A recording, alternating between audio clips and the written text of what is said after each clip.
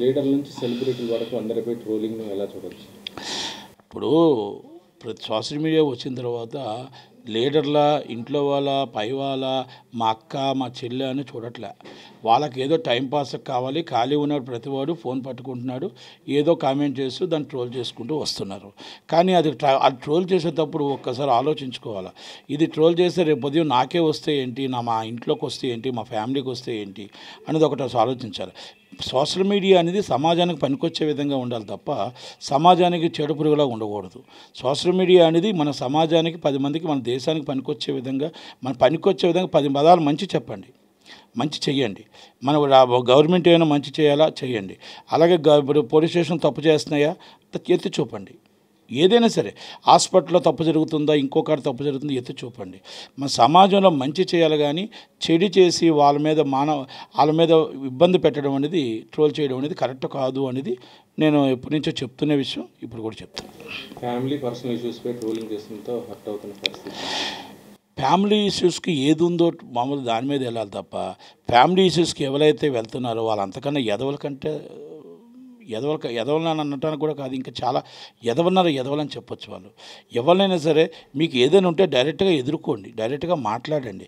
ఇప్పుడు మొన్న నేను చూశాను, ఏదో ఒక తండ్రికి కూతురికి కూడా అసభ్యకరంగా చేసిన ఇలాంటి వాళ్ళు సమాజంలో ఉండాలా? ఇలాంటి వాళ్ళు అవసరమా మనకి?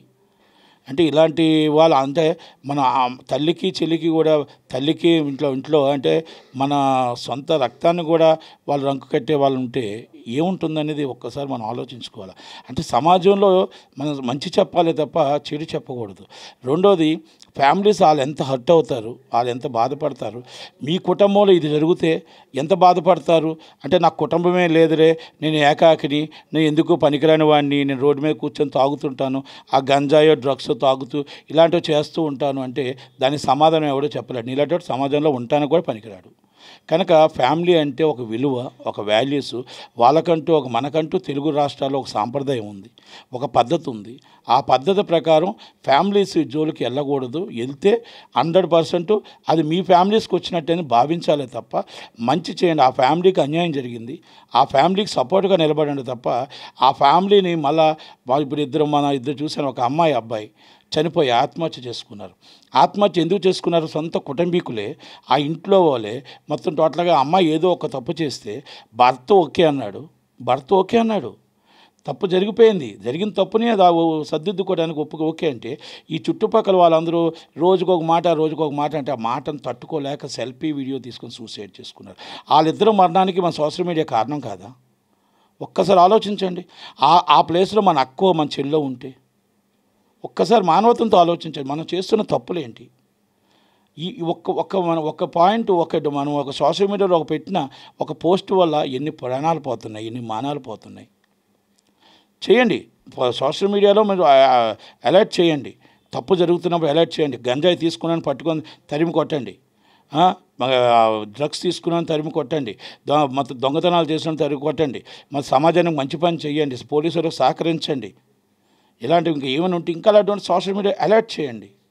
సోషల్ మీడియాలో సమాజంలో పిల్లలు ఎలా ఉండాలి, పెద్దవాళ్ళు ఎలా ఉండాలి, ఆడవాళ్ళతో ఎలా మిసులుకోవాలి, మన కుటుంబాలు ఎలా ఉండాలి, మన సాంప్రదాయంగా ఎలా ఉండాలి అనేది ఒక్కసారి ఆలోచించి అది మనం సోషల్ మీడియాలో చెప్పాలి తప్ప మంచి చెప్పాలి తప్ప చెడు దాచుకోవాలా, మంచి చెప్పాలా. చెడు ఎందుకు దాచుకోవాలంటున్నానంటే ఆ చెడుని తీసుకొచ్చి మన అవతరాల మీద రూపితే అది నిజమో అబద్ధమో తెలియకపోతే వాళ్ళు ఈరోజు ప్రాణాలు పోతున్నాయి. ఒక్కసారి ఆలోచన ఈ వారంలో ఎన్ని ప్రయాణాలు పోయాయో. ఇవన్నీ కూడా సోషల్ మీడియా ఈజ్ ఎఫెక్ట్.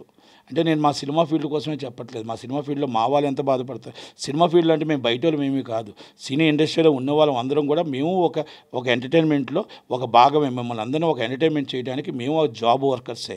అంటే మేము కష్టపడి మిమ్మల్ని ఎంటర్టైన్మెంట్ చేయడానికి ఎంత కష్టపడతామో, 24 క్రాఫ్ట్స్ ఎంత కష్టపడతామో, ఎంత నిలబడతామో, ఆ అరగంటకి ఆ గంటకి ఆ సినిమా అనేది 2 గంటలు మిమ్మల్ని ఎంటర్టైన్మెంట్ చేయడానికి మేము ఎంత బాధపడతామో.